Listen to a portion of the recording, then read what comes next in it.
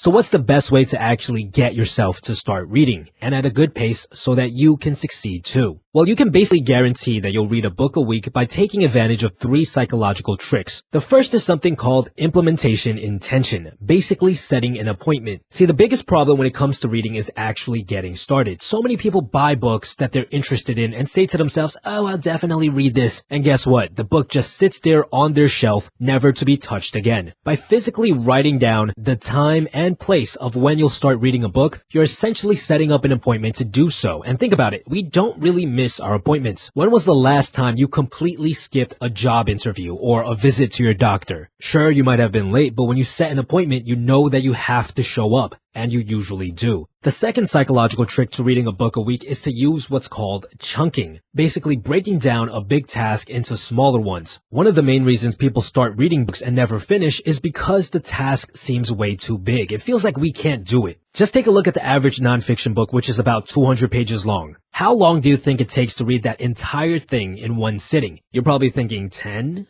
15 hours maybe? Well, in reality, the average human can read a 200-page book in about 5 hours, which means you really only have to spend 45 minutes a day reading, which probably accounts to just a chapter or 2. So instead of saying, okay, I'm going to read tomorrow right after lunch at home, it's much more effective to say, okay, I'll read the next chapter tomorrow after lunch at home. When you break down a book to its chapters and even further to its subsections, which most nonfiction books have, then your brain will no longer see it as a huge obstacle that you have to overcome. Instead of thinking, oh my God, this is going to take forever, you'll think, that's easy, I can definitely do that. And finally, the last psychological trick to reading a book a week is to use what's called temptation bundling. Basically, taking a task that you don't enjoy that much and attaching it to something that you really, really enjoy. For example, you can tell yourself that after every chapter or subsection of a chapter you read, you're going to reward yourself with the next episode or the next segment of that TV show you love watching. By doing this just a couple of times, it will actually start to feel good to read because your brain will start to associate it with something very pleasurable. It's going to think, wow, every time I read a chapter or subsection,